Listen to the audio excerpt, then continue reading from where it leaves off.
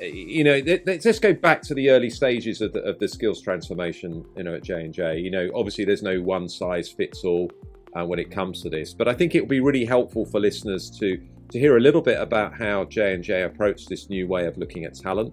What were the different methods that you took when you started out to answer those questions that Christina outlined, understanding the skills you've got and the gaps, for example? Yeah, absolutely. So this really started as a true proof of concept. And what I mean by that is we know that there are lots of ways to measure skills. I don't know, Christina could probably tell us when the whole skills notion of capturing skills and identifying when they actually started. I can't even fathom the date, but it was probably a long, long time ago, and there's lots of ways to do it. But what we said was, is there a way that could be done at scale? Is there a way that we could do it that could be very robust in terms of ease of use? Could there be a way that could be done that would be different than what more conventional methods would be? So what we did was say, let's take 10 skills under a capability umbrella called analytics. Now, this comprised of about 7 more technical skills, and it was everything from what we would call business insights. Do people understand that we have generated information from our business and people can understand a little bit about what kind of that information may be, all the way to machine learning, statistical programming, machine learning. And they were skills. A, do I possess that? And then B, what proficiency level do I have in that? Everything from entry level, which is a sort of like I watched a TED Talk on it for 20 minutes, maybe not even 20 minutes, but short TED Talk, all the way through, I'm a thought leader. I'm somebody who's out there speaking at conferences. I know what I'm doing. And we took 2 different groups. One group was a group that was in the Data Science Council, and another group of around 4,000, 5,000 folks that were randomly selected across the United States.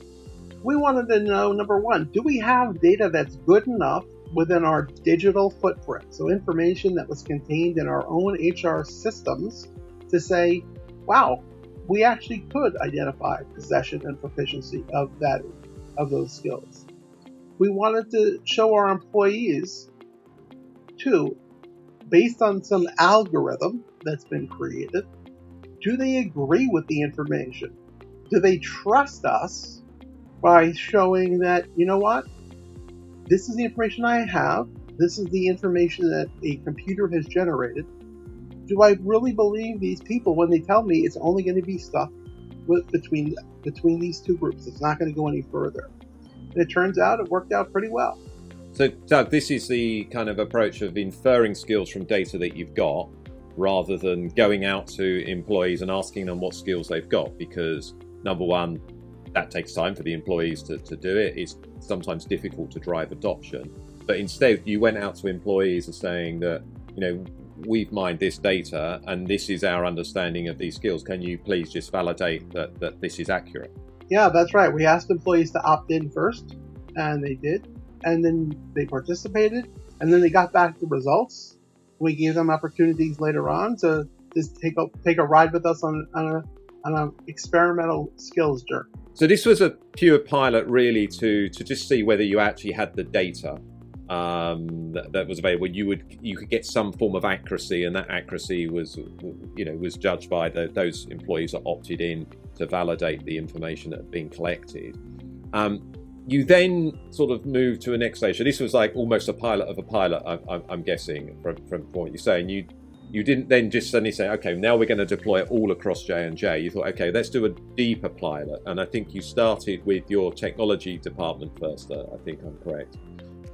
It'd be helpful to ask, because again, I think with something like this, the general recommendations and guidance that we get from both practitioners and other thought leaders or even vendors in the field is do start with a pilot, kind of prove that concept. Why did you choose a technology department? It'd be helpful to understand, and what did you learn from it? Yeah, absolutely. Well, if there's one thing that I know that I've found to be successful in my career is when you've got an engaged sponsor and you've got an engaged head of HR for that sponsor who really wants to move forward, a group of people that we know are willing to take risks and try things out, that's sort of 3 green lights, if you will, to move forward.